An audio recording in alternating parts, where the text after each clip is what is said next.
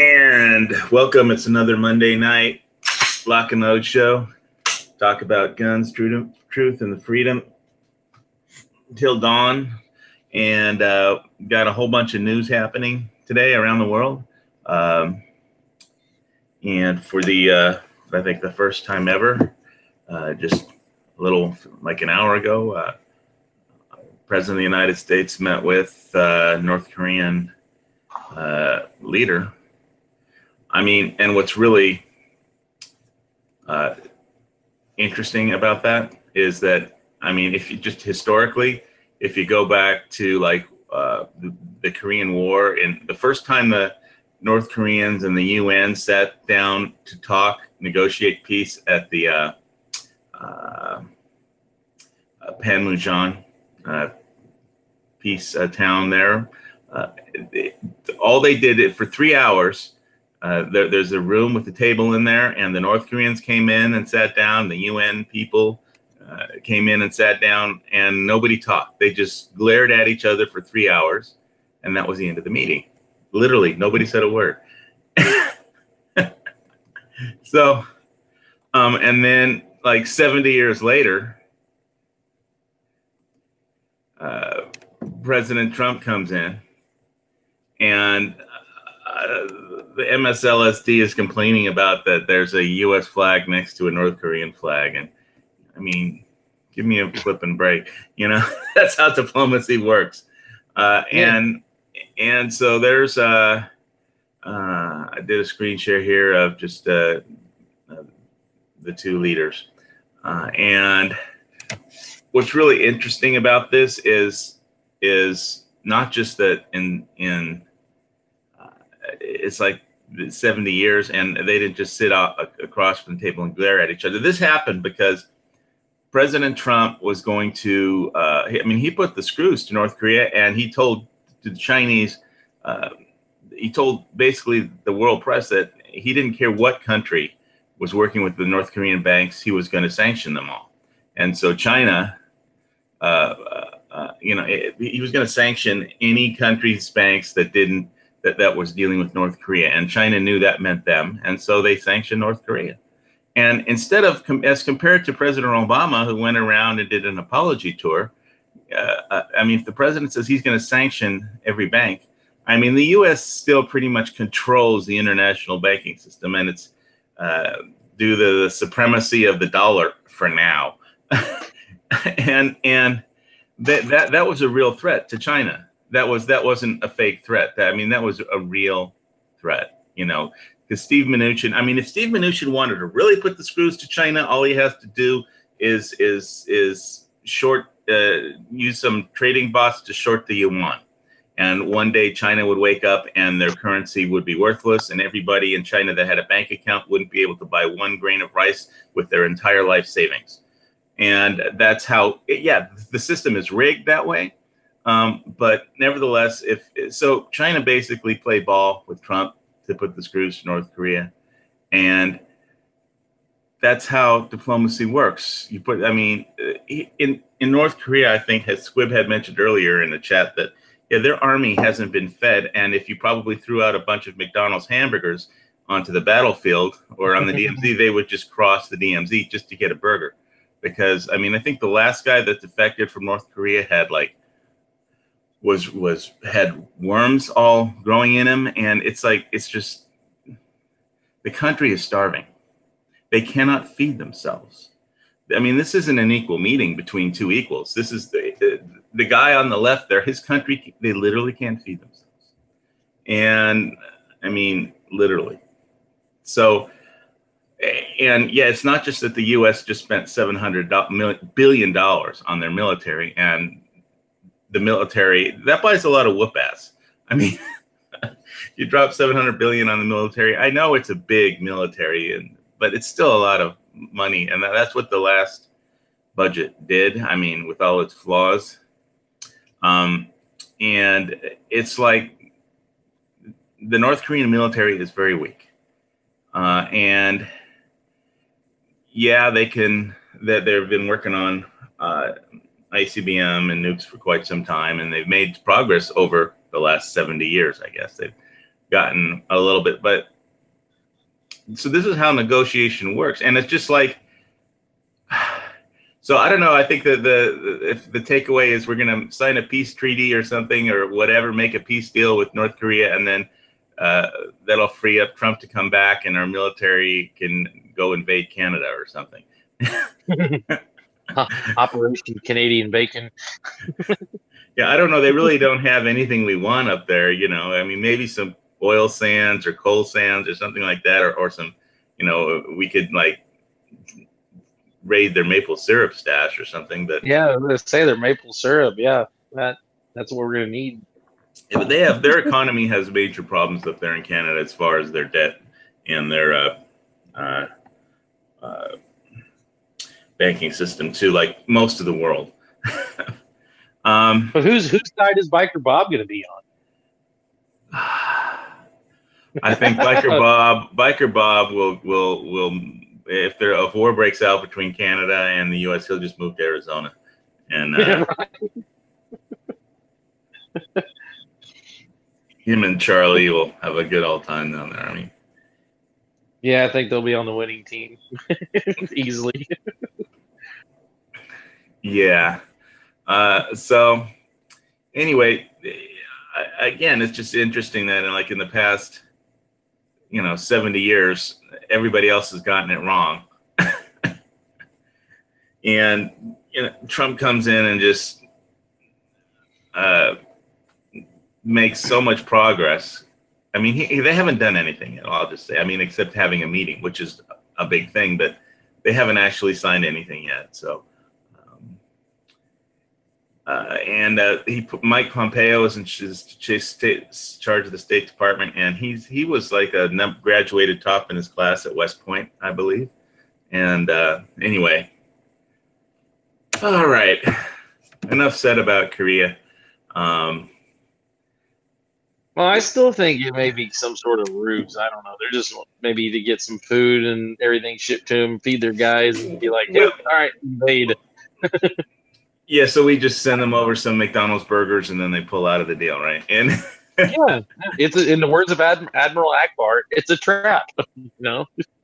It's a trap. Well, I mean, the Clinton administration, they tried to buy them off. They sent them, a bunch of money, and North Korea said thank you, and then all the deals. They got as soon as North Korea got their hands on a bunch of cash, they were like, okay, thank you. And then whatever they had signed didn't mean anything. So I think that Clinton gave them 2 nuclear reactors. Yeah, you can't get dumber than the Clintons. I mean, yeah. I mean, we shipped over 2 nuclear reactors to them. Okay, is that real smart one there, Bill? I'm sure they were nuclear reactors that couldn't produce. Oh no, they were brand new Westinghouse.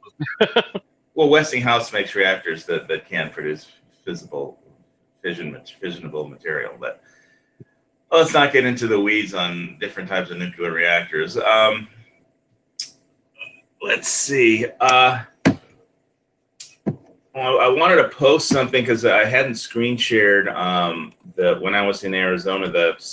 I had talked about it briefly when Ron was on the show last week. Because he's a bushcrafter, leatherworker kind of guy. So I wanted to screen share these really quick. When I was at the Smoke Eye Indian Museum in Prescott, Arizona, they had this interesting bushcraft kind of a drill. So can you see this picture? Yep. All right. So how this works is basically you twirl the leather around the wood top of the drill, and it basically spins it around, and so you could drill rock or stone or bone or wood or anything. So if you didn't have a Makita, which they didn't back in, because it's an ancient bushcrafting from the Zuni Indians, it's called the Zuni pump drill. Let me just focus. See, it says here, pump drills were tools used for drilling stone or shells. These modern versions contain steel tips. Ancient versions were made with hard wood, with hard stone tips, probably agate, obsidian, or chert. So Yeah, the one that I'm using here had a little steel tip, but it was really interesting that they, found ways to make a functioning drill back in prehistoric times.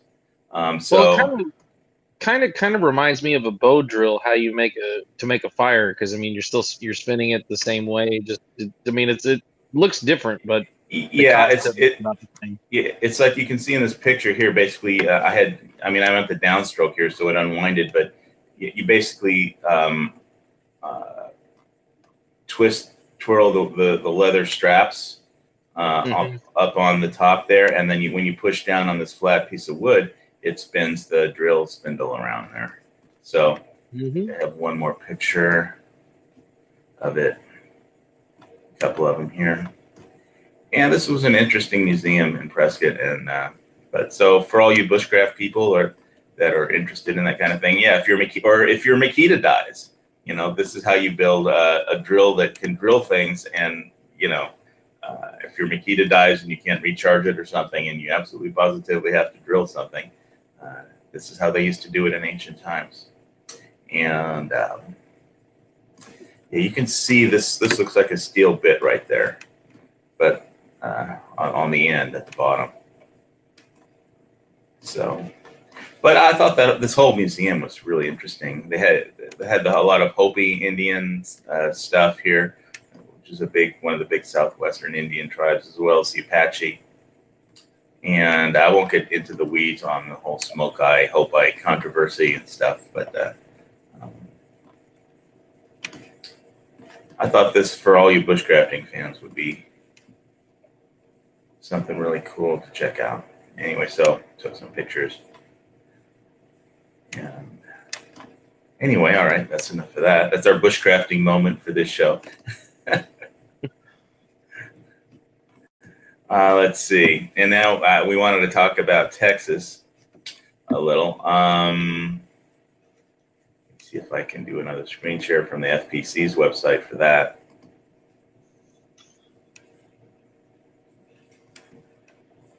Requires me to push a bunch of buttons to try and get the right screen up. Let's see, FPC, and here it is. All right, buried toward the bottom of Abbott's plans, consider the implementation of gun violence restraining orders, make reporting of NICS denials to law enforcement compulsory, significantly tighten Texas current gun storage laws, mandate reporting of lost or stolen guns within a 10-day period. So if your house is robbed and you don't file the proper paperwork at the police station with 10 days, not only are you a victim of a felony, you're also a felon. So like if you don't know that they robbed, like one of your guns was stolen for some reason, because you have so many guns at your house and one of them was stolen when they robbed your house, and it shows up you're used in a crime, then they've got you for, you're victimized once by the bad guys and once by the government.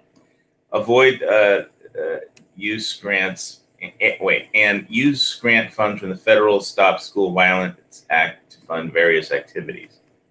All right. So, gun violence restraining orders. So, Patrick, you live in Texas. What do you think about those? Well, my kid was out here when you were reading them, so I only caught a little bit of it. Well, I know that when you do lose, or you not lose, but if a firearm gets stolen, you need to let the cops know. I mean, that it's out. And I for my memory serves correct, I don't think there is a requirement to do that. But making it a felony, that's a little harsh, in my opinion. But just the any red flag laws, I don't think they'll get passed here. Cities may make them, but then again, they'll be challenged by the state Supreme Court. It just, I like I said, I think it's just a bunch of lip service to talk to people and let them hear what they want to hear. And he is a politician, but he's also a very pro gun politician. I mean, this guy. Well, here's the thing: whenever they say I'm a pro gun, I support the Second Amendment. I've got a pro gun record, but that's the part where you get fucked. That's the part when they say "but," that means you're about to get fucked and lose your civil liberties. He's also never ever said that. He's also been. I mean, yes, he did. He said I'm a pro Second Amendment. I support the Second Amendment, but he said that those exact words in his news conference. Right, and I think that's just lip service, because like what I'm saying before he was, and when he was elected, elected governor, the guy, even I think he was the attorney general of the state, has never said anything like that. Yeah, that's why. I mean, it's like, okay, I think you're just saying it like just to say it. Right. What we were talking about in the pre-chat was that because so many people from left-wing states like California or maybe Seattle or wherever, wherever I have moved into parts of Texas, that he's got a lot of voters to think about that he knows are left-wing people that watch MSLSD and support gun control. And so he's trying to grab some votes by talking about this stuff. And what I was saying as far as the whole media narrative on basically in the pre-chat was, I got like an email today because the mainstream media is freaking out with Trump, and they will like do or say anything. And so I got a bunch of I got something from Discus, which is like this software that lets people comment and leave, like, you make up a screen name or a handle, and then you have a password, and then you can comment on like newspapers, the online newspapers, and they just verify, that a screen name and a handle, and like on a lot of online newspapers use Discus. So for the first time ever, Discus sent me a news feed today, and it was all anti-Trump stuff. And every story, like it had 10 news stories, and they were all anti-Trump. And like the first one on there was that Russian intelligence agents met with the NRA. And it was so incredibly stupid. We were making fun of it in the pre-chat. It's like, all those people with American flags on their clothes at the National NRA convention, all those were Russian agents. Is that it? I mean, yes, yes, they were. Because I saw it with my own two eyes. I mean, it just. Oh, you were there, right? Yeah. I went there. Yeah. Well, did you need to speak Russian to get in? No, but an accent did help. And the smell of some vodka on you made you even more. Yeah, they're going to start issuing NRA membership cards in Russian now, right? Exactly. I mean, I did see the sign there that had the Russian translation on it. And it wasn't just the Ishmash, whatever it is. They had the hammer and sickle, the whole 9 yards. I mean, it was old, old style Soviet stuff. Kalashnikov arms factory. Yeah. Oh, and man, they were hovering around those AKs all over the place. Yeah. They were just drooling over it, and they're like, "Wow." This whole news story among like 10 anti-Trump fake news stories, this feed from Discus. I mean, yeah, it literally started with a picture of Vladimir Putin and looking through some binoculars, and it had the headline that the NRA officials meet with Russian intelligence agents. It's like, it's talk about. I mean, but this is the kind of thing, and that MSLSD people buy it in on. I mean, I wouldn't be surprised if there's like somebody complains about that on that channel for an hour about how the NRA is. I mean, they already say that they've already people hold up signs that the NRA is a terrorist organization, and so now it's a terrorist organization that's supported by Russia. And it's like, really? I mean, how stupid are people just going to Well, they'll realize. believe it hook, line, and sinker. Well, I guess some people will believe it if they actually that's all they watch is Morning Joe and that Mika Brzezinski, but you know. I'm sure some of the Alex Jones folks will do the same thing. You know, they may go. It might be in there too. Anyway, so the next thing was mandatory. Make reporting of NICS denials to law enforcement compulsory. This proposal would entail closing gaps in information reporting for background checks by creating a case management system for Texas judges. This would essentially be an expansion of the federal fixed NICS bill, Senate Bill 2492. So they're going to want to know if you got denied. Yeah. Well, that's. Yeah, but you can get denied for, I mean, I don't know. I have no idea how it works. It's beyond me. I don't know. It's like people get put on the no-fly list and can't get their names off. And so I imagine there's going to be mistakes. And oh, yeah. Like any federal program. I do know, like, giving your social security number basically is a really good way of guaranteeing you won't get a denial or a delay. But I know a lot of guys and gals, they don't want to give that, so they don't. But it just makes things take longer. Yeah, well, I mean, I think that everybody's social security number, everything has been hacked so much, it's all on the dark web by now anyway. Yeah, I know, you're right. It's out there. You have a bank account, you have an IP address, and you know your info's out there. It don't matter. Yeah. Okay. So, the gun storage laws. In regards to firearm storage, Abbott's plan recommends several changes, including 1, requiring firearms to be locked up if anyone under 18 is in the home, and 2, changing the readily dischargeable statutory requirement for prosecution. These changes, if adopted, would mean Texans could be held criminally liable if they do not keep their firearms locked away when minors are present. Further, storing an unloaded firearm would not be an acceptable defense if a child were hurt, and the criminal penalty for failing to follow these laws would be increased substantially.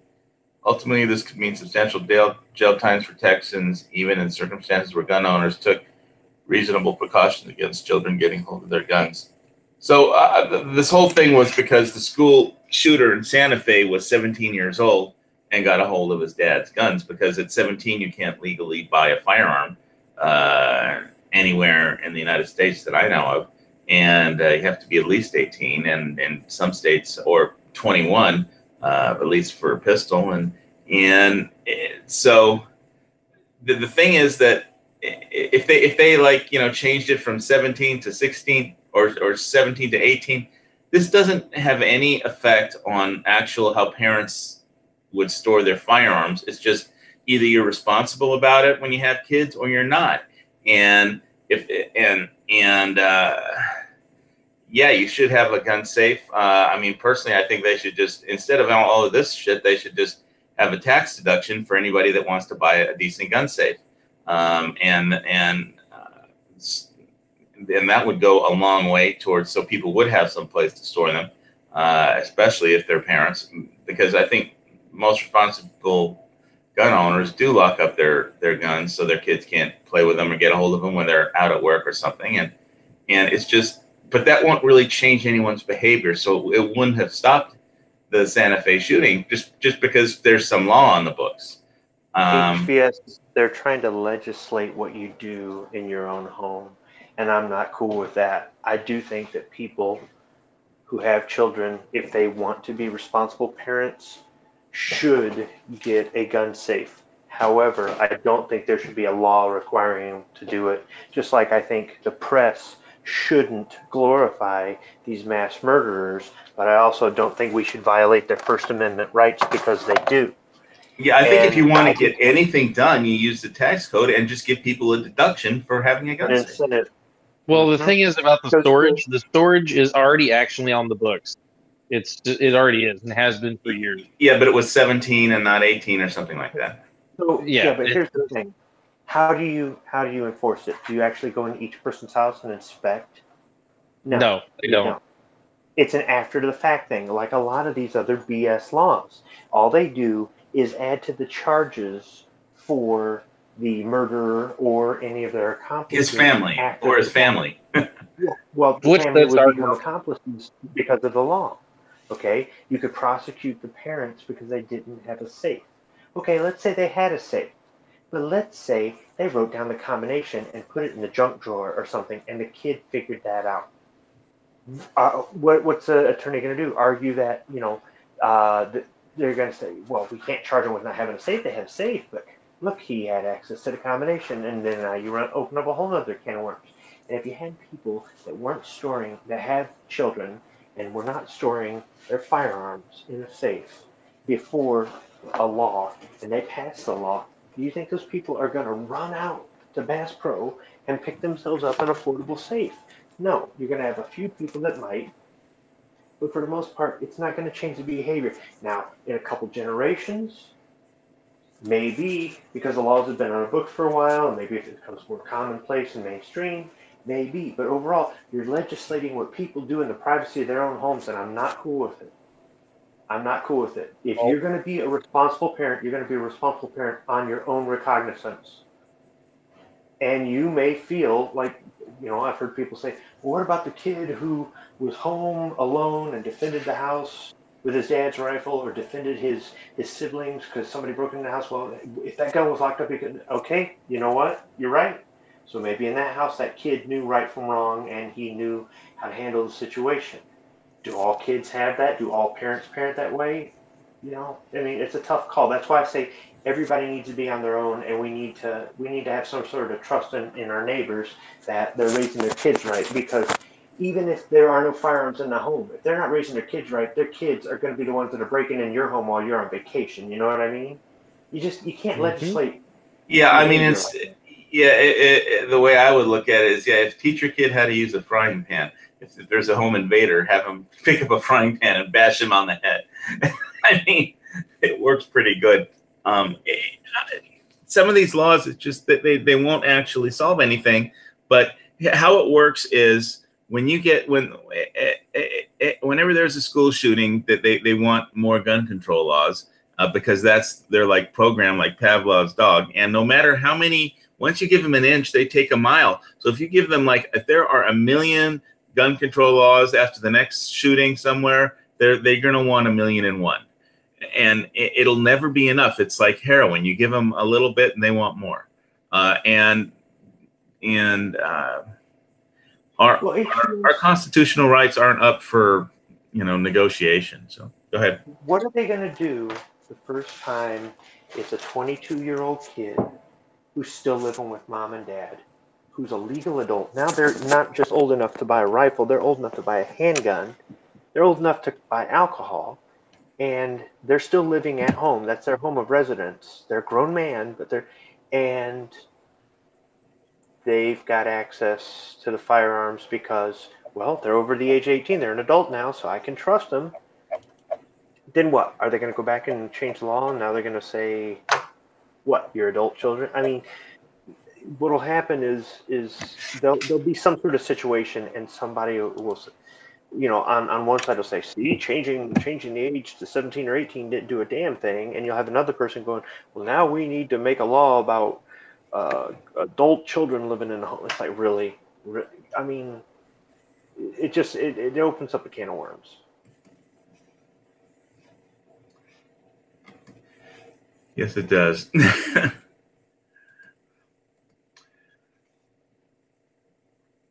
Yeah, Jojo, Crazy Cat says never give an inch when it comes to gun rights. Yep, absolutely.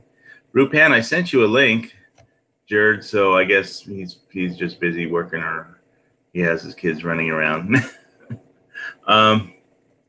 Let's see.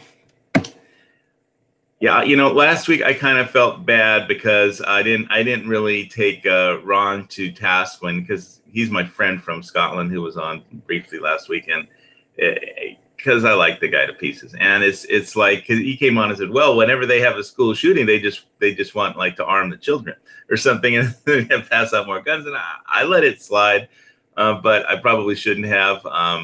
You should probably just send him a copy of the Constitution, but it's like Edge's daughter is a better shot than Edge, so I wouldn't mind if I was sending my kid to a school if like Edge's daughter was armed.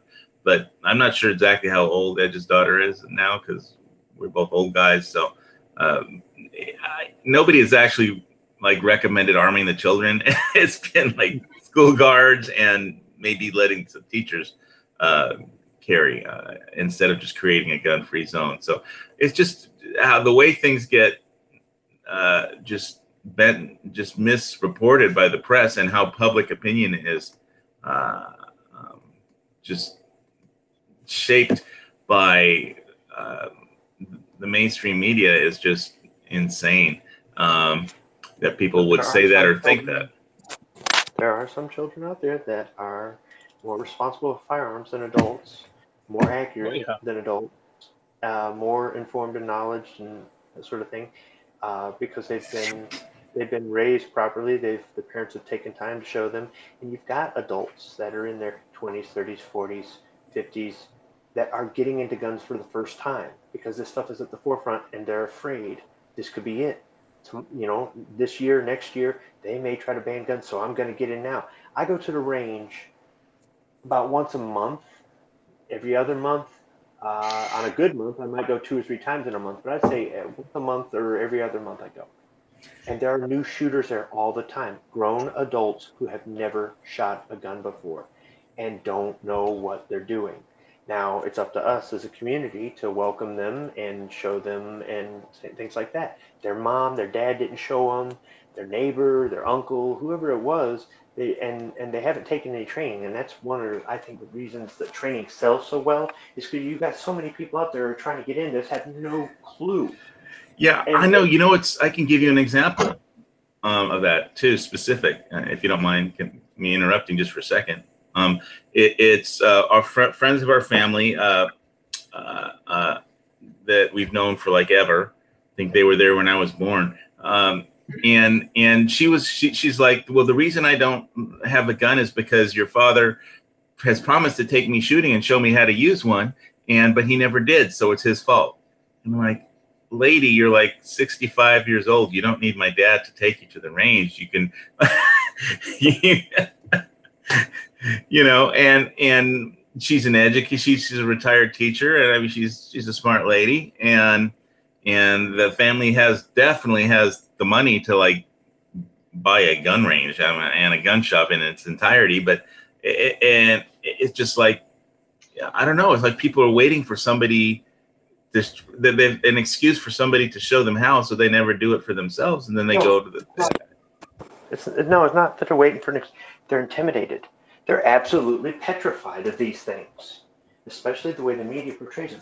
There are people that, if they see one, they freak out. They just don't understand that this is as commonplace as a car. If people knew how many people were walking around them every single day that had a gun underneath their clothes or in their purse or something like that, or how many cars in a parking lot had a gun in a glove box, or they'd lose their stuff. They really would.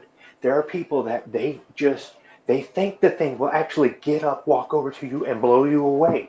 They think that what they see in the movies is real and stuff like that, and they don't understand. And until they actually shoot one in a controlled environment with safety there and instruction and everything else, and get to see, oh, this is what it is. Until that moment comes, they are intimidated. So they're going to come up with excuses because they're trying to avoid facing their fear, more or less. It's like trying to get somebody to learn how to swim who's been afraid of swimming all their life, and they're 45 years old and still don't know how to swim. And you're like, look, you're 45 years old. Be an adult, okay? Come on, I'll show you how to swim. Oh, no. Okay, it's the same kind of fear with a gun. So there are kids. That reminds me of Hondo, the movie Hondo, when John Wayne just throws the kid into the creek. Well, that's how my dad learned how to swim, and he tried that on me, and it didn't work so well. But anyhow, there are kids out there that were raised around these things their whole life. and they don't have that insecurity. They are not afraid. I'm not saying that they're reckless. If they've been taught right, they've been taught to respect the thing. And here you can have a 15-year-old standing next to a 45-year-old, and that 15-year-old not only is not afraid of it, they know how to use it safely, properly, take it apart, clean it. They understand what sight alignment, sight picture is, proper breathing, proper stance, proper grip, proper all this stuff. And this other just what Edge was saying is that his daughter mechanically does a lot of things like incorrectly, but she always hits the target more than he does. She shoots better than he does, but although mechanically she's doing some things wrong, so he doesn't try and fix it. He just lets her shoot whatever works for her, and she's like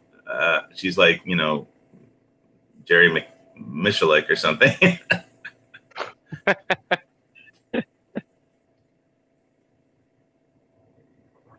So some kids just get the knack, and I'm not surprised Edge's daughter is a good shot at all. But anyway, so I don't live in Texas, but it just seems like I don't know if this is just politics, and due to the influx of people evacuating California, which I did put a video up of the I-10 freeway over the last week, and I saw that. But, yeah, I just stuck the camera out the window and did an on the scene report. It took me a little while to get around to posting it after I got back. So that was May 17th, I believe, that video. But anyway. Yeah, I think it's just pandering to people. It's just talk. Some of the stuff, a lot of stuff's already on the books. It's enforcing laws that are already on the books and everything. And if anything comes onto a ballot, I mean, hell, I was at one of the last primaries up the street from my house, and there was no Democrats there. Their line was empty, and they closed the line down early, which they're not supposed to. I mean, the cities, Dallas, Austin, Houston, and San Antonio, and El Paso, yeah, they'll be whining and crying, and they'll have their politicians getting up in arms and stuff. But then the rest of the state, the people will be like, screw you, no, we're not going to do this. And if it gets put onto a ballot, and if he does do stuff just as the governor, then people will have second thoughts on the next election, and which I still think he's going to win in a landslide, because the other lady that's running against him, she is a complete total buffoon idiot. I mean, she was the former Dallas county sheriff, and she was a complete freaking basket case. So, I mean, it's just are the sheriffs appointed by elected officials, or do they have to run for office? No, they have to run for office. You're lucky. And the lady who is running against Abbott for governor on the Democratic ticket, she ain't got a snowball's chance in hell of winning. She's an idiot. Well, I guess it depends what state you're in as to how much of a chance idiots have to get elected to office. I think in California you have a pretty much 100% chance of. Oh yeah, easily. Now, like him trying to get more cops into the schools, yeah, he can do that. But the departments are already understaffed. They're not going to have. I mean, I don't think they're going to get him any more cops. Grant money. Yeah, Federal grant money for it. Like I was telling you before, I think a lot of the money that'll be funneled into the schools will go straight into football, because that's king in this state. And I mean, that's what makes the school districts money. And the school districts don't care really about child safety. They can say that they do all they want, but they don't. We've already had in this state for many years, teachers, if the district allows your teacher to carry, you can carry. And only a handful of school districts in the state do that. And we've never had a shooting in those school districts. It's just they don't care. Like Clover Tax talked about it before. Football makes money. They're gonna where it's gonna go. They don't care about kids' safety. If they cared about kids' safety, they would hire Joe Q Public and put them through training as a security force or security for the school districts. And they would have 4 or 5, 6 guys or gals in a security uniform, armed on campus and controlling the students flow in and out of school during and walking the perimeters and making sure things are safe. Because one cop in a school that has 1,000 students is not going to do it. Well, two things about that, Patrick. One, they put those cops at that school in Florida that got shot up. That one with the name that's way too long. And then they caught, and it wasn't long afterward that they caught one of them sleeping in his cruiser. So that doesn't always work. And as far as security guards, you can say they're trained and you can arm them and you can do background checks and whatnot, but they'll hire the cheapest, crappiest rent-a-cops they can get.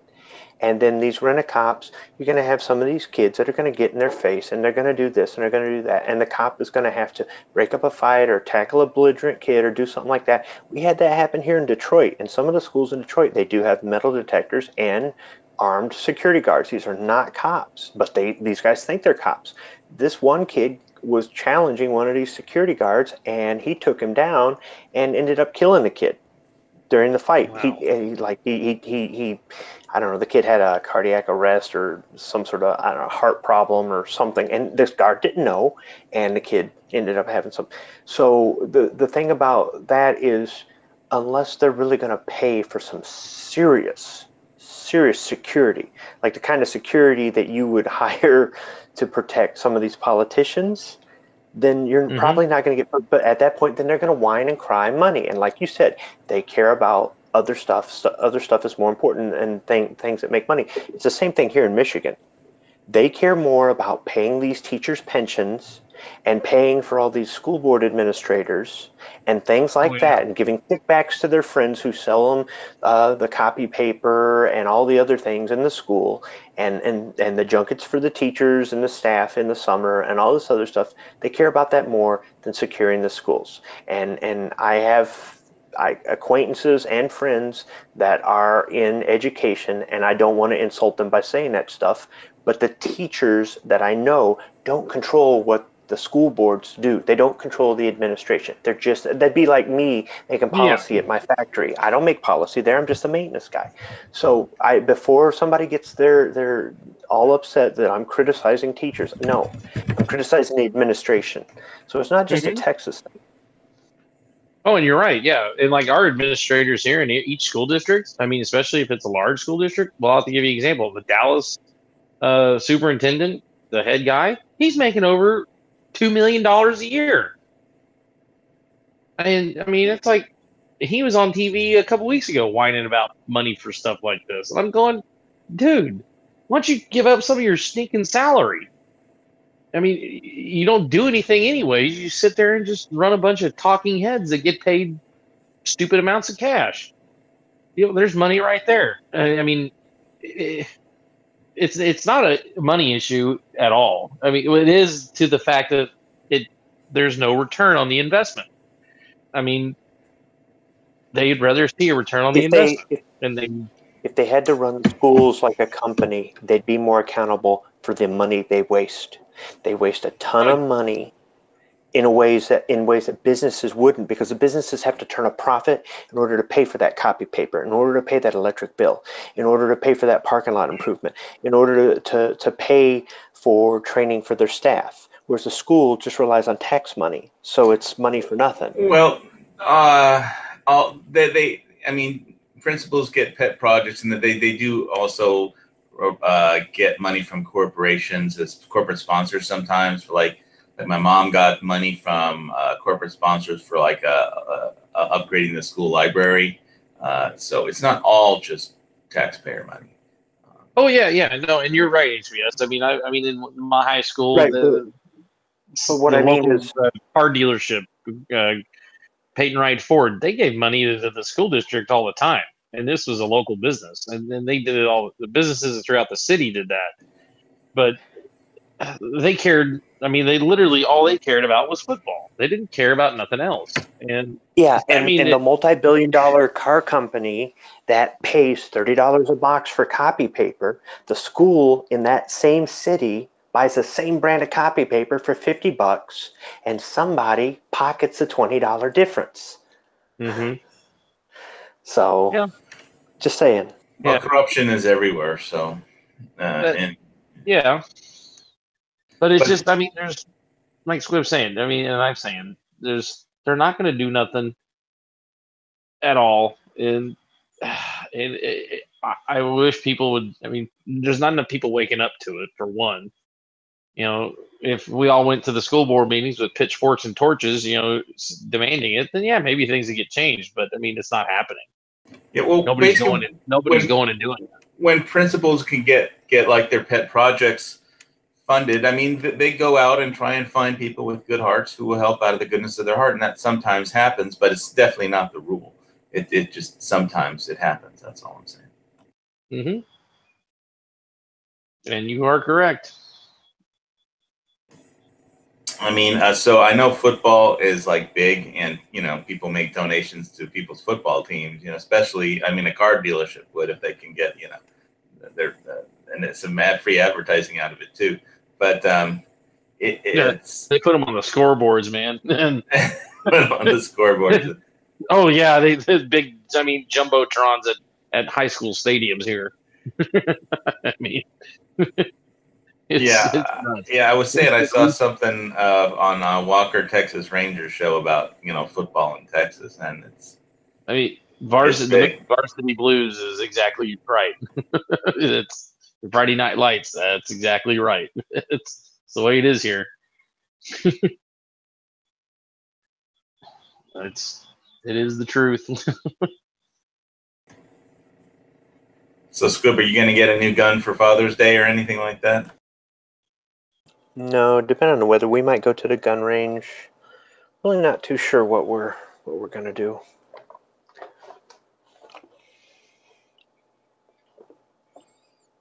I mean, I bought myself a Father's Day present for the wife to give to me from the kids, but it's not a gun, so. Reloading device or something. No, I bought the Blu-ray box set of Airwolf, so. Ooh, you lucky dog. We're going into that again, so. Dude, I'm mad because they took that crap off Netflix, jerks. God, I never was into Airwolf for some reason, but you my like kid it. loves it. It must be okay, I guess. I did a whole video on that. I did a short version and an extended version, and it got copyright strike after copyright strike after copyright strike. So I couldn't post it on YouTube. I spent a week on both of those. Doggone it. Well, you can do it now on GunTube. I did. I put HVS has never seen Airwolf on GunTube. That's true. I may have seen one episode once that I don't remember because it was so long ago. That's when dinosaurs roamed the earth or something. What year was that thing put out? It was 84 to 88. 88? No, wasn't it 90? The really crappy episodes were 90. The really weird ones, like late 89. Maybe they did Team Airwolf like they did Team Knight Rider or something. I don't know. If it was in the 90s, I was busy running a recording studio. If it was in the 80s, I don't have an excuse. So. Oh, I remember watching it as a kid, man. I loved it.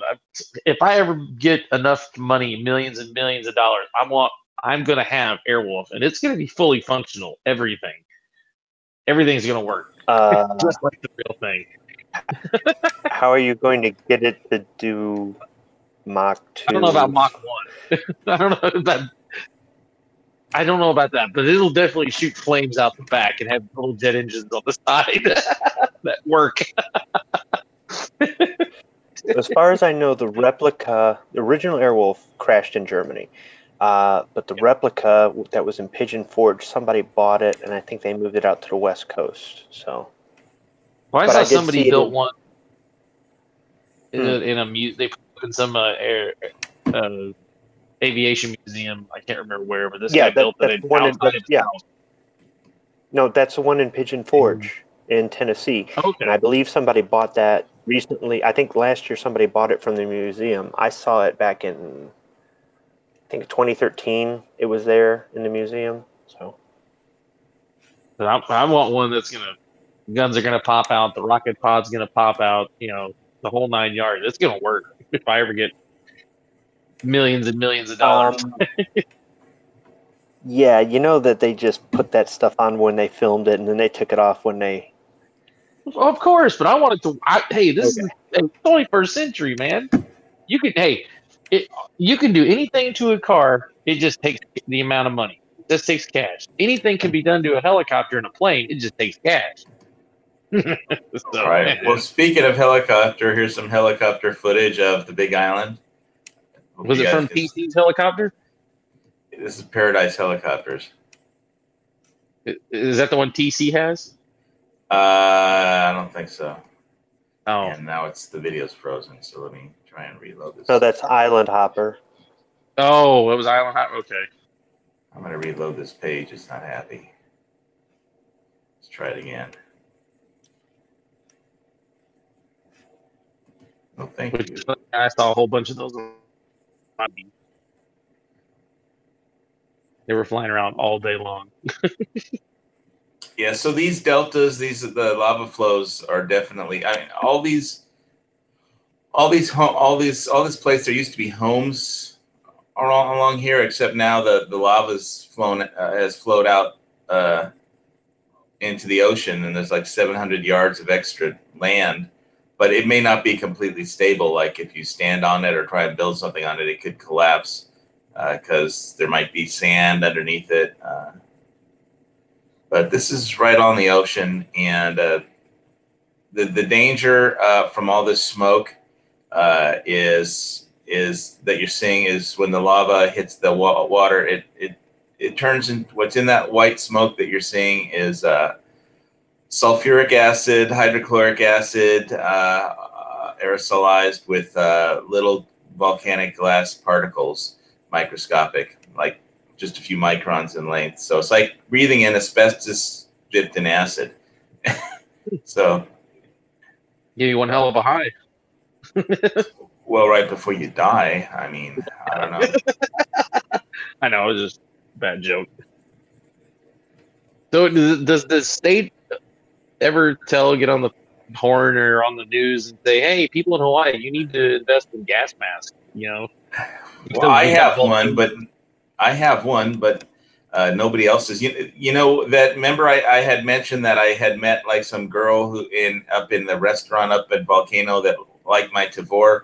That I had a Tavor, and she was really into that. She's like, she had an AR, and well, the restaurant, and all the restaurants up there have been closed because that are across the street from the volcano because of all the volcanic ash and the earthquakes. And apparently, so the Thai Bistro Cafe restaurant and bar is closed until June 22nd. And a lot of the vacation rentals are just suffering, and the park is closed. I mean, they almost never close Volcano National Park. And it is. It was closed during World War II by the military for a while, but it's almost never closed. But it's been closed since this whole thing started, and but so we'll just throw in some volcano porn into this. Well, I mean, but it's good that it's doing this way versus, Mount St. Helens style, blowing half the side of the damn mountain off. Yeah. It's better to relieve pressure this way than the other way. Well, And it's didn't like this happen? If I remember correctly, didn't this happen like back in the '80s? Anyways, again, the 50s and 60s, in the 50s and 60s. Well, I thought I remember some lava flow crossing the Hawaiian one of the islands back in the '80s. Like it was a pretty big, thing like this, or maybe not as big, but it was big enough. Yeah, I remember seeing it on TV. these lava fountains are about 200 feet high into the air. That's how high the lava is flowing. Wow, that's pretty cool. Well, unless it's next to your house. Yeah. I can show you some of the they haven't taken down the multiple listing real estate service, all the homes that were wiped out. So I can show you what the homes looked like before they were wiped out and it's just a black, lava. Where they used to be homes, there's now just a black, lava field. But there's some really there's this one house that's like $875,000 home that got wiped out, but the whole subdivision got wiped out. It wasn't just like one house; it's like the whole Flippin subdivision was wiped out. Those folks in the houses to the left there, they were going like, "Yes, it's not ours, it's not our home." Yeah, there's like a house right in the middle on this like. See this? Let me just show you this. Yeah, that guy right there. You see that house? Yeah. I don't know how he gets in or out, except with a helicopter. But you definitely can't get electric or water piped in there. So, that's a house right there. And a lot of farmers, their crops. So look at that huge plume, and all that's toxic. And they're saying that some southern parts of the island can expect a plume, not from this part, but right from the top of the volcano caldera. So yeah, this is paradise helicopters, not island hoppers. See, that's like right where I used to live. Homes are isolated. Well, I used to live like I think in one of these homes, like maybe that one. I don't know if this is Malulani Circle, but I used to live right there. So, it was a rental for and I used to walk out and just jump in the tide pools. Well, now the tide pools are just lava rock but because it went over the homes and it added 700 yards of new real estate.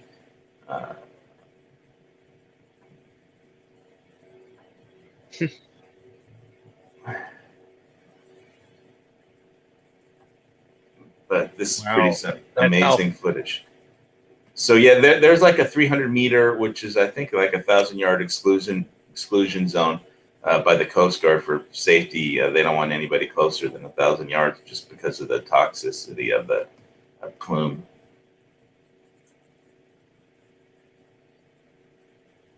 That's got to make hell for the airlines trying to fly in and out of there. Well, the airports aren't. That's about an hour and a half drive to the Hilo airport, so it's far enough away that for basically the main caldera would have to pump up so much ash to 60,000 feet or something like that for it to impact the airlines. It's not enough to impact the airlines right now, and it's not anywhere near the airports neither.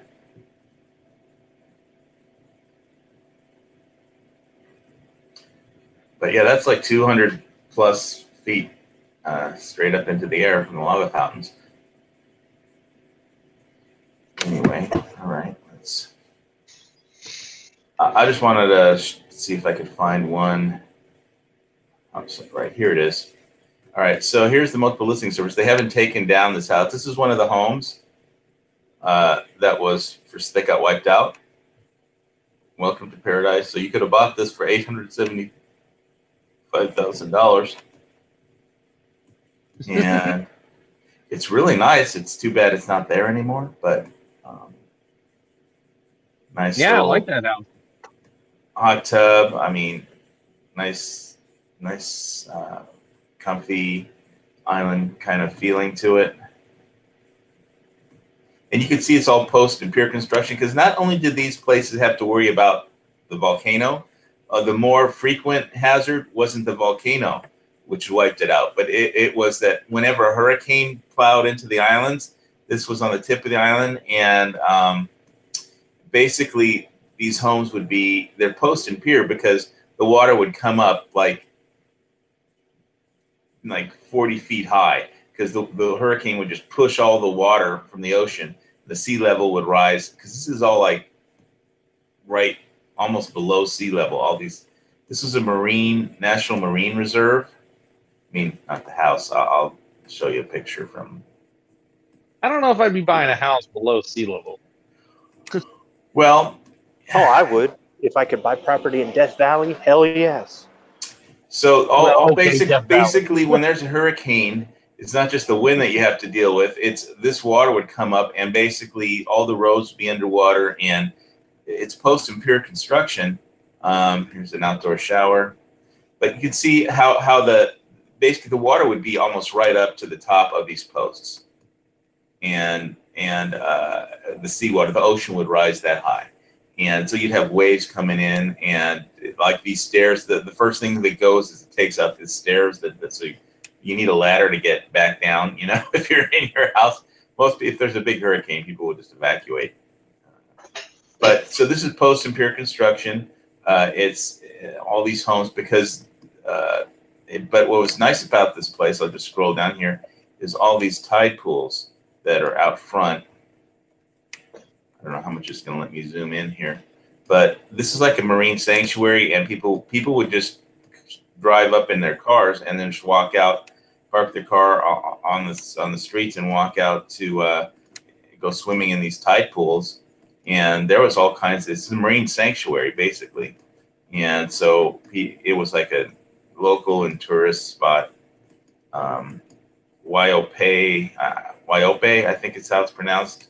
You know, why all these little tide pools are shallow, and at least they were, and before the lava came and wiped it all out. But they left this. You know, they haven't taken down all the places that were destroyed yet but this was one of them. And this whole subdivision was wiped out. So none of these homes are still here. Unfortunately, they are all gone for the owners. You know, but this is it was a very like there's the tide pools in this picture you can see, and so you basically just jump in with your snorkel and your flippers and swim with the fish and the turtles every day and the squid. And some people would go out and go fishing, although you weren't supposed to do that. But I mean, it's like a jungle on the edge of the world, so people pretty much do whatever they want. And you're not allowed to fish. Oh, you said it was a marine sanctuary. Yeah, this particular park, Wyope, it still is a national marine sanctuary reserve, right in front of Kapoho Vacation Land here.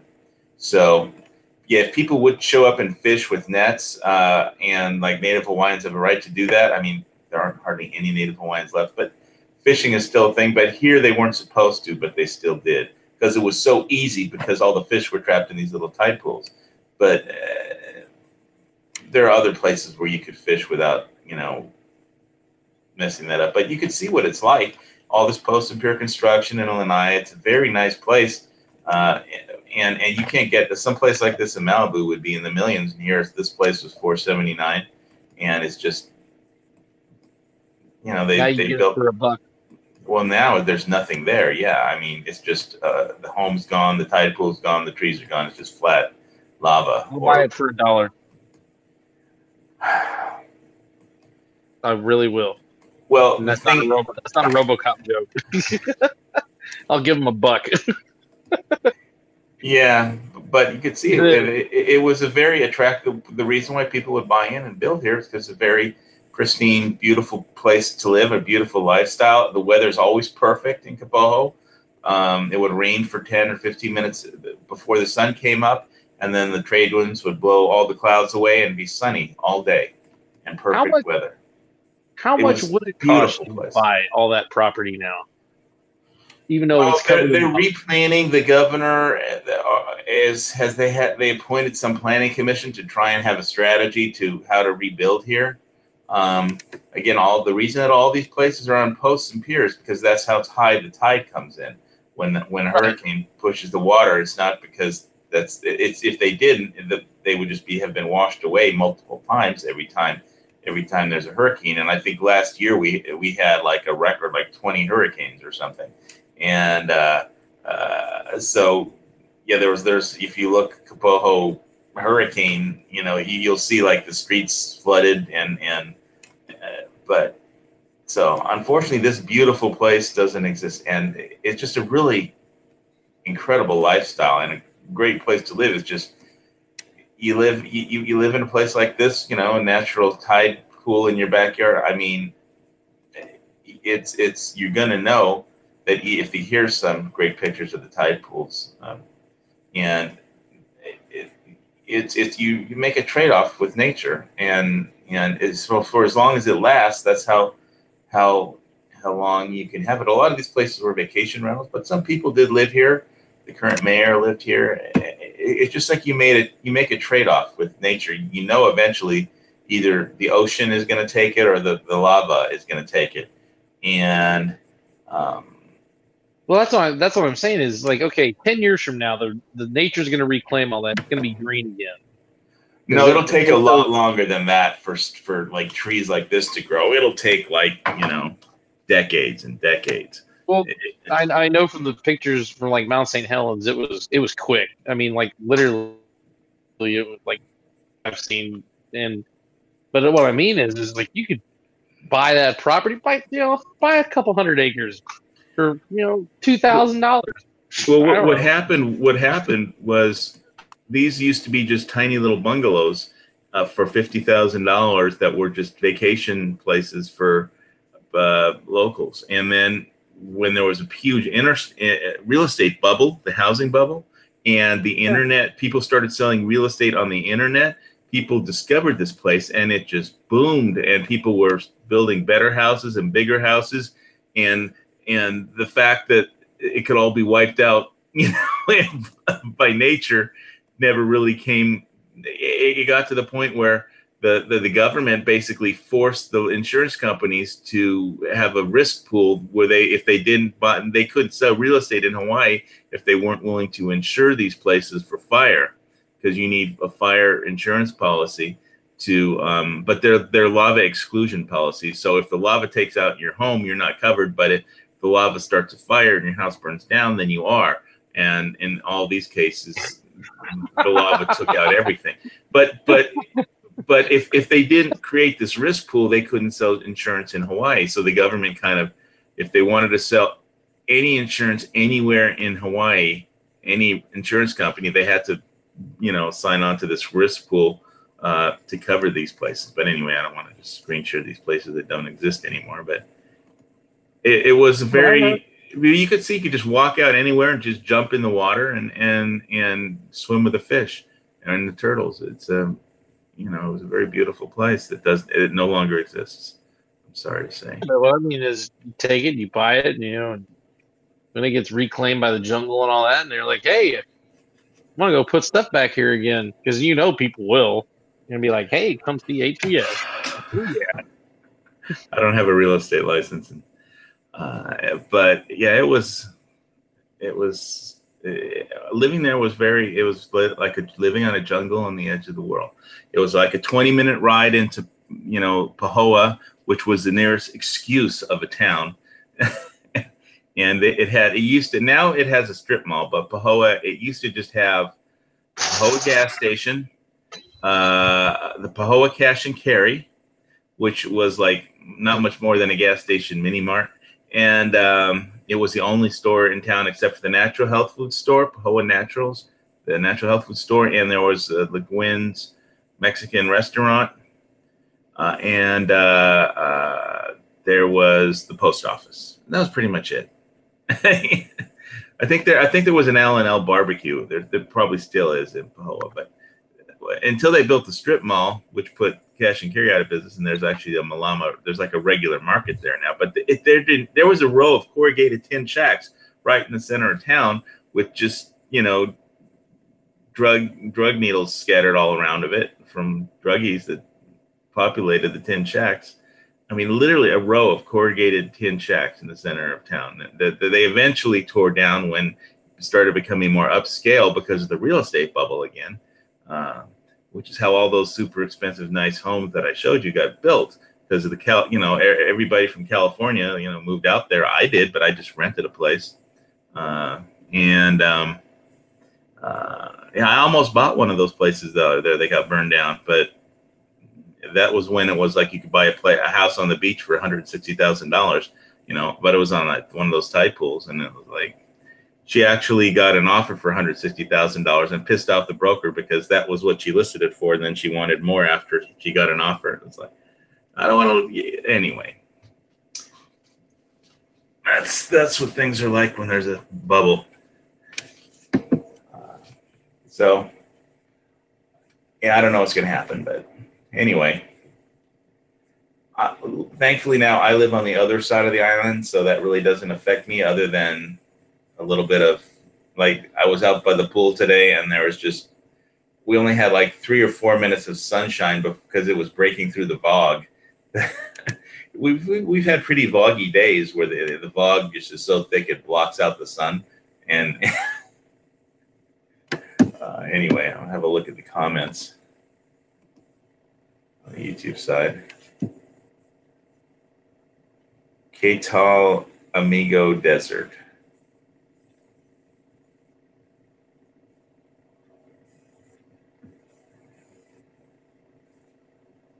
I don't know what Rupan's talking about.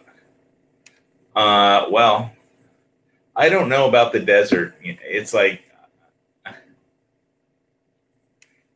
I mean, when I was up there in Prescott, I went through like so much chapstick because it's like 18% humidity. It's not, I like more humid. I'm acclimated to Hawaii as far as the weather goes. I mean, you always got a nice cool breeze, you know, blowing on you there. Not always. No, I mean, I have air conditioning.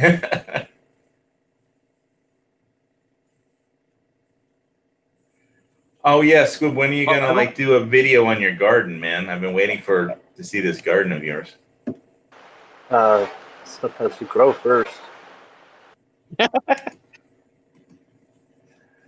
It looks like in warmer parts of the country, you can start your garden in March and April when you really should be starting a garden. But in Michigan, if you try to start it before Memorial Day, it'll frost over and kill it.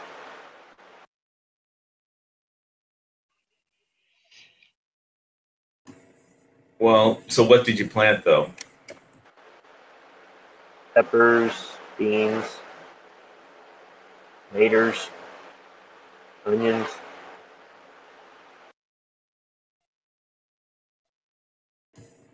Okay, sounds good. Sounds like good stuff. Well, hopefully it is. I'm trying something different this year to keep the deer out. We'll see if that works. And then next year, I'm going to try to expand it a little bit more. Every year I try to get more light in there by cutting back the trees more and more, but I just don't have time to do all of it in one year. So how many planters do you have? I mean, like, what size are they? Planters? Well, you just put it in, you just have a garden in the ground and no planters? Yeah, just a garden in the ground. I would start the plants in the house, but I've tried that before and I just don't have a layout in here that's first off enough room. The house is tiny.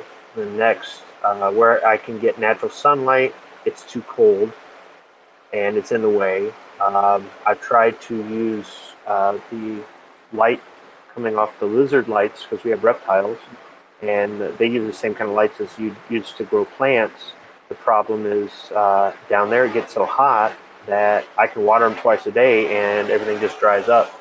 So I can't seem to grow plants for very long in the house. I can get seedlings started, but then they just all die. So until I get a greenhouse, there really isn't an effective way for me to grow these outside of the house, inside the house.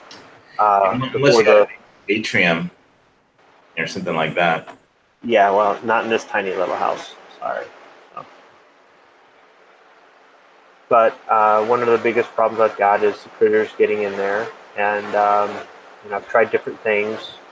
I've used organic soap for the bugs, and that seems to work. But deer are a big problem.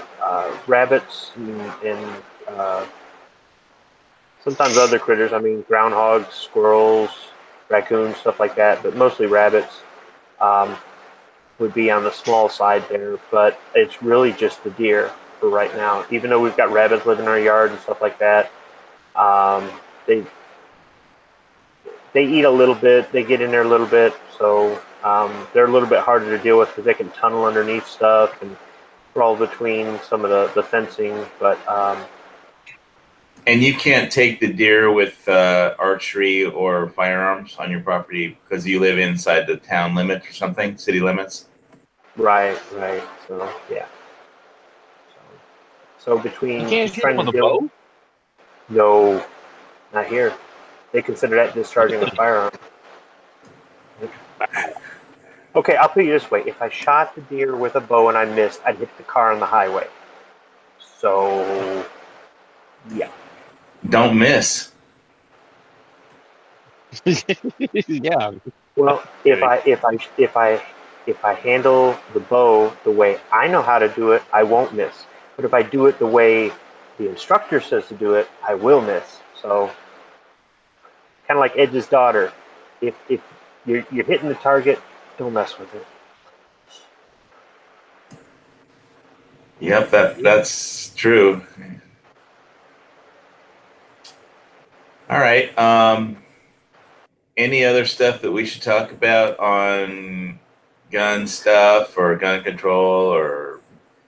I've got a bit of a conundrum. Alaskan right. Ballistics is asking for a video response to his hashtag Guard Every School. He's a teacher up in Alaska. He's on Sarge's show on Thursday. C4 Defense does a show on Thursday, and I've been jumping on. And he's got this thing where he wants video responses to his hashtag Guard Every School, and he's got 4 points that he has made about his ideas regarding school security and this, that, and the other. And I watched one person's response. I think it's Hoosier Archer, something like that.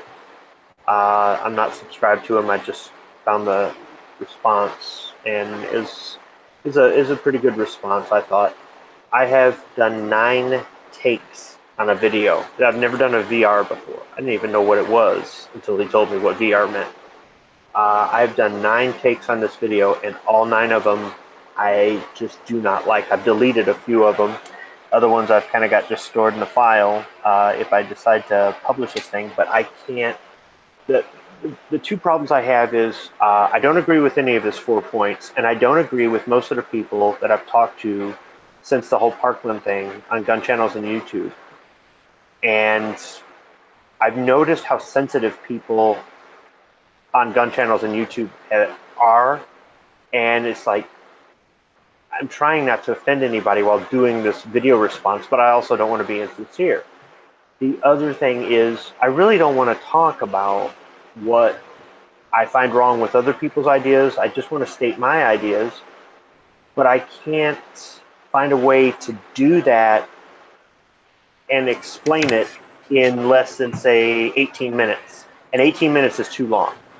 Well, you know, it's okay if you offend people on gun channels. I mean, I think on the last lobby or something I was on with G-Webs, we got into an argument over what Heller said about defensive, about going on the offense versus like suing people who vote for gun control, unconstitutional gun control. And I just made the point that, you know, what Heller's saying wouldn't work, and so G-Webs got bent out of shape. Like, yeah, that's how G-Webs is. And I basically said, you know, this is a democracy, or something more or less like a democracy, and you can't sue people because you don't like how they vote. And so, which guy got him more bent out of shape. And then he finally said I was right, but then he kept on arguing like I had done something wrong. And I was like, why can't we just assume that whenever we have an argument in the lobby that I'm right? I mean, you just said I was right. Why did you keep arguing after you said I was right? That's just how lobbies are, and that's okay. You know, it's like I don't have to. You know, it was a fun argument. I mean, sometimes that's, you know, I guess that's just how lobbies are. But you know, it's okay. G-Webs puts up with me, and I put up with him, and it's okay. What it's all about talking through all this stuff. And basically, what I said was, if you're gonna think, please think rationally, and you know. Well, G-Webs has turned me into a magician. I can do a magic trick because of him. I can make him disappear. If he's on a show and I come on, he'll instantly jump off. If I'm on a show and he jumps on and sees I'm on, he'll instantly jump off. That's how offended he is by me. And there's other people, and it's like, come on, people. It's like, it's fine. And some people I have talked to and talked through things, and other people are just, and it's like, really. So I have a tendency to be bluntly honest. At least you know where you stand with me. And if you don't like what I got to say and you talk to me about it, sometimes I can explain myself and somebody will go, oh, that's what you meant. And other times, people don't want to hear it. They hear what they hear, they believe what they believe, and he's not the only one. And it's just like, so I'm trying to do this video response, and this thing has been going on for months now. And every one of these shows I've been on where we've talked about school security, I've gotten into it with people. And it's because I'm so passionate about it, because I care about my kids. This ain't about the Second Amendment. I don't give, you know, this is about my kids. And the thing is, most of the people I'm arguing with do not have children. HBS, I've argued with you about this stuff. And it's just, because I'm a dad, I get so just worked up over it. And so he wants me to do a video response, and I've tried to do a video response, but they're either too long, which I don't like, or I'm just saying things that I know it's just going to piss people off. So. Well, that's okay. I don't care. I mean, you're allowed to disagree with me on my show. I mean, like I said, often I prefer people to think for themselves. I think my thoughts on Alaska school, make schools safe, is like you should put a deer feeding station outside of every Alaskan school, because that would attract bears. And that way there wouldn't be any argument. If there's bears around, then you have to have somebody with a gun. So, so just instead of gun, put a deer feeding station outside of every school. And then when there's a bunch of deer, the bears will show up. And then when there's bears, then people will have to have, like, 50 caliber handguns to deal with them. And then nobody's going to attack a school where there's a bunch of people with 50 caliber handguns around. And hungry bears. And hungry bears. First, you got to get past the bears. Yeah. Rupan's saying that he did 3 takes on his extreme risk video, and I believe that video was... It came out today. Was it in the 20-minute or 30-minute mark? I think it was about 20 minutes. 15, 20 minutes. I saw his video on the Massachusetts gun laws that he was talking about, and I left a written response, a comment. I mean, hopefully it made sense. I've been trying to work on I've got all kinds of ideas for videos. I've made little folders and made notes, or I've started shooting videos and trying to do editing, and then I said, this sucks, I've shelved it, or, okay, maybe I need to go back to the drawing board on this. I'm not happy with this. I won't release this, blah, blah, blah, blah, blah. And as opposed to me, I just stuck a camera outside the car and talked for like 2 seconds, and it was done. See, you roll with it. See, I just don't do that. And I've seen a lot of videos on YouTube that suck, and I can tell you that the videos I've released suck, and I'm trying to not make them suck so bad. So I'm real critical of my stuff. They're Oscar quality. Come on, man. You should have been at the Tony Awards last night. I can turn a traffic jam into a cool video. So yeah, see, and I haven't figured out how to do that yet. So I need to get up to that level. And the thing is, I don't care if somebody criticizes me. I'm just, okay, fine. Maybe I might learn something from it and maybe make an improvement or whatever. So I don't know. But the thing is, though, I mean, I've got this series I wanted to do on, it's kind of like gun terminology for the anti-gunner, like trying to explain this to somebody who is ignorant and clueless. And my first one was going to be clip versus magazine, which has already been done, by the way. But I didn't know that until after I did 21 takes, and before I finally got something I was willing, 21 takes on this shit, right? until I get to something where I'm going, this is maybe worth putting out there. And then I go, I wonder if anybody's ever done this. And I type it in, first thing pops up, TikTok, and I go, oh shit. And that's just it. Everything's been done anyhow. Any video I shoot, there's already 10, 15, 100 of them on the, so who cares? And I'm not trying to compare mine to anybody else, especially somebody who's got production stuff and been doing this long. No, it's, you gotta do it and get better and blah, blah, blah, blah, blah. It's just, I know what I'm capable of as a person, and I'm not satisfied with my work. And that's why I'm kind of critical about having an 18-minute video response when I really need it to be 4.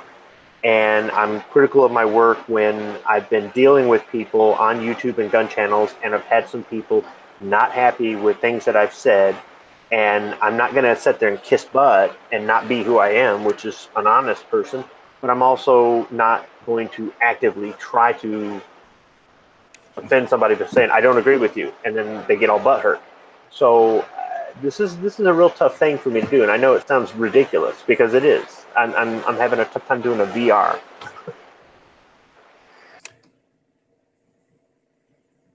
Well, I think you should just go ahead and just say what you mean, and just say it, and who cares what everybody else thinks? If they get all offended and their butthole hurt, then well, that's their problem. Well, that's normally the way I feel about things in life in general. I mean, I don't purposely walk up to somebody and try to insult them. But I say what's on my mind, or I say what I feel or think, or I tell the truth. I've told the truth, I don't know how many times it's gotten me in trouble. Right. If you don't want to get in trouble, lie your ass off, I guess. But the thing is,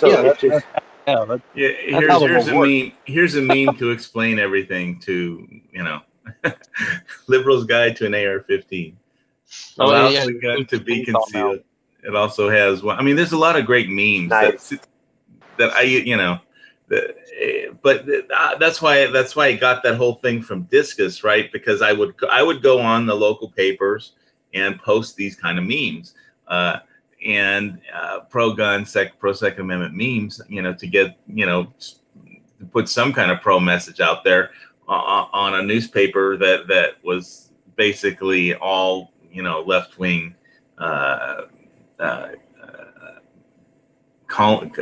syndicated columns and anti-gun stuff. So, and eventually it became so rancorous in the comments that the local newspaper just shut down all comments.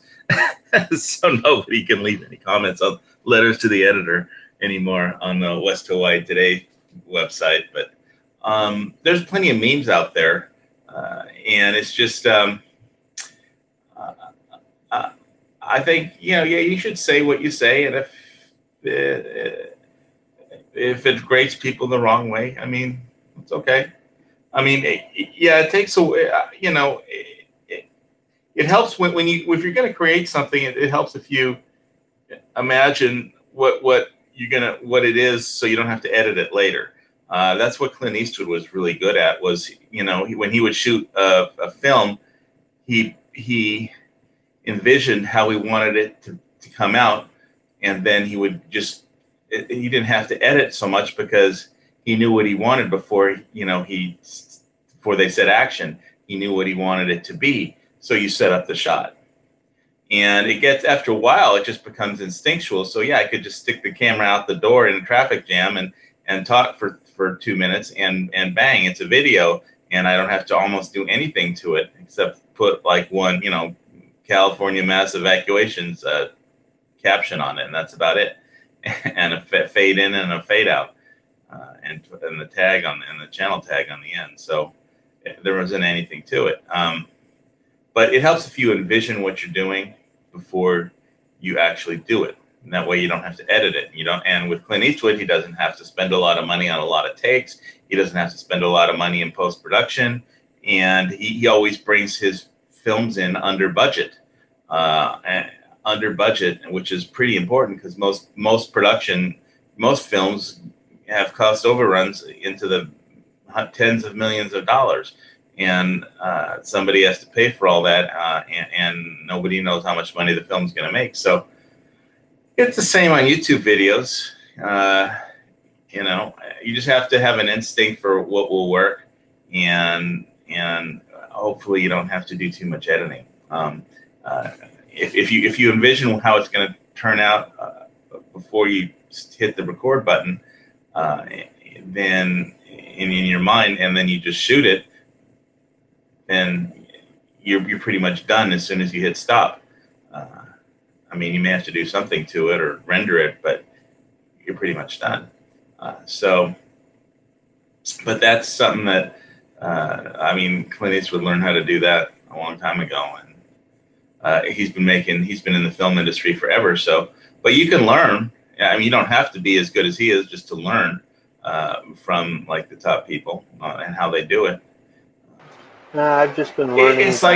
It's like anything. If when you practice shooting your rifle and they train you what to do, that you first envision exactly where you want the bullet to go, and before you pull the trigger, you know what's going to happen before you actually pull the trigger. So, go ahead. And I just keep shooting footage and organizing it and editing it and making little notepad files for ideas or writing down stuff. And I've got a stack of of ideas or scripts or things like that I've written that are down by my reload bench, and I go back to them and look at them. And I mean, I've got a whole folder with subfolders in it of things. And here's the thing, I'm not interested in doing the YouTube stuff for the reason a lot of people are doing it. A lot of people are getting into it for money, and the people who say it doesn't pay, blah blah blah. There are a dozen other ways to make money off of YouTube as opposed to getting a direct check from Google.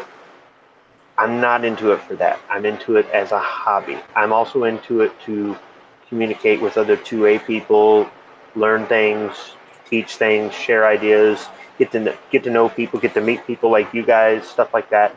And I just have fun. I like being on the shows while I'm at work, because sometimes it's just those 8 hours drag on, and if I can do a show every night, it helps me get through and that sort of thing. I mean, I have my own reasons for wanting to be on there, and I don't know if that's reflected in any of the videos that I make, that I'm not doing them to try to get subscribers and Patreon and sponsors, and I don't know.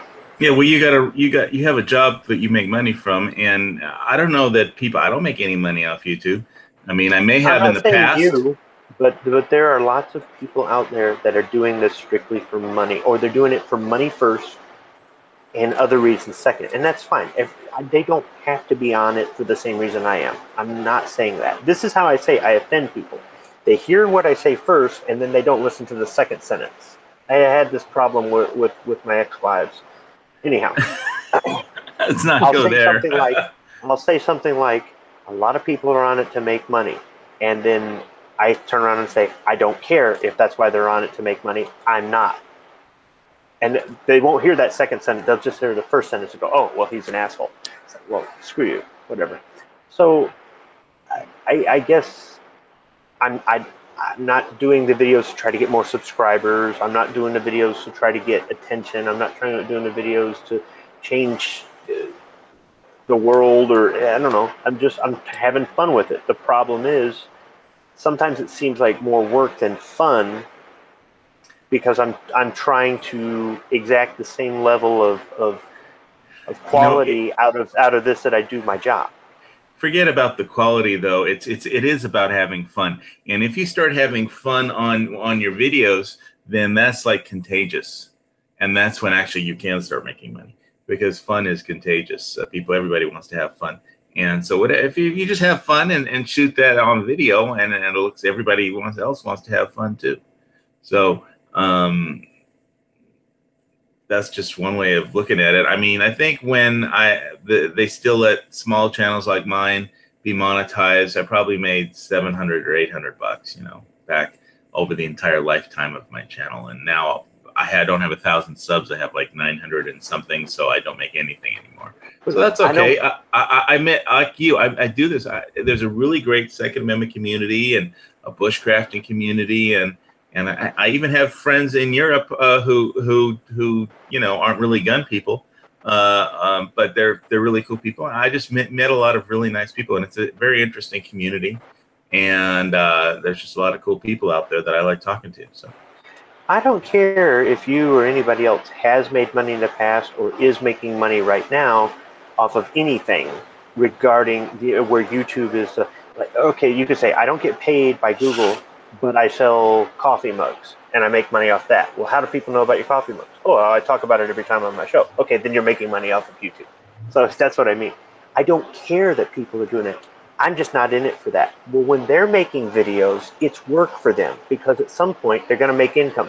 Even if they're not making a lot, this is their first year doing it and they're not making a lot, their plan is to make money next year, or the year after, 5 years from now, or something like that. And it's a great idea. This is America. This is capitalism. This is, I'm not doing it for that. So when it seems like work to me to make a video, even a short video, if I've got to do edit after edit after edit after edit, and just spend all this time working on it, and I'm not getting paid for it, and I don't want to get paid for it, it's turned into a job. Well, these guys that are on this to make money first and everything else second, it is a job for them. Well, it's not a job for me. This is a hobby. So it's just, it's irritating.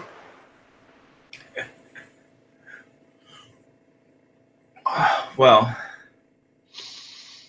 maybe it's just like sometimes you get on a road or you just start doing something and you want to conquer whatever it is you're trying to do.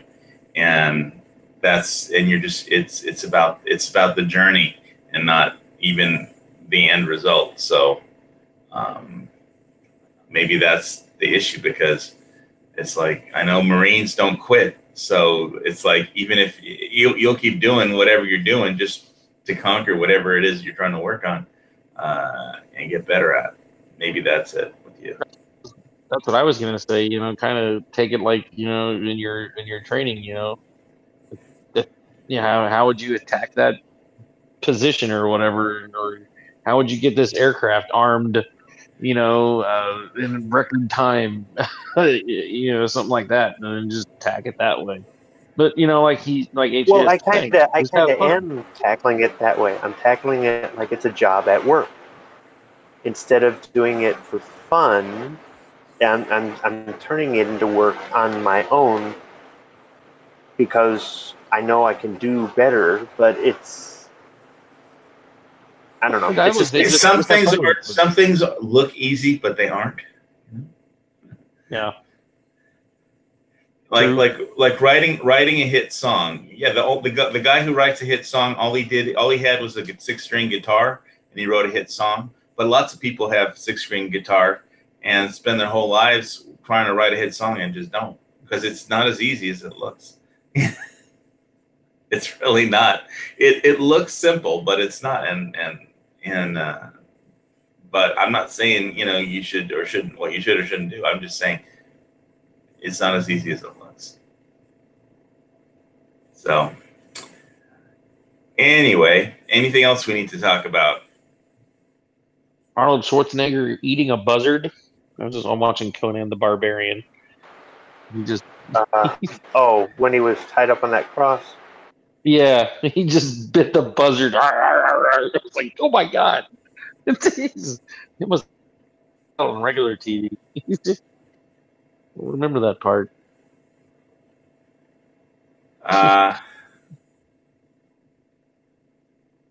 Well, you're lost. Stumped you there. You're like, oh Jesus. I like the part where the demon, the lady demon, the girl, it's like, would you like to warm yourself by my fire? that was my favorite scene. I think that's already happened. I don't know. Yeah, it must have already happened. Oh well. Well, anyway. All right, so I see a few people out there in the external chat. Thanks for coming by. Jojo Crazy Cat, Just Judy. I know Rupan was in the external, but I emailed him a link, so I guess he must be busy with his kids or something. I thought he said he had to do a paper for school. Okay. I thought that's what he said. All right. Well, thanks everyone in the external for cruising by. I really appreciate you guys watching the show. It's every Monday night. We try and say something intelligent once a week. And sometimes maybe we have succeeded and maybe not this week. I'll let posterity be the judge. And we're going to move into the after chat, I think. And thanks for tuning in to the Luck and Loan Show.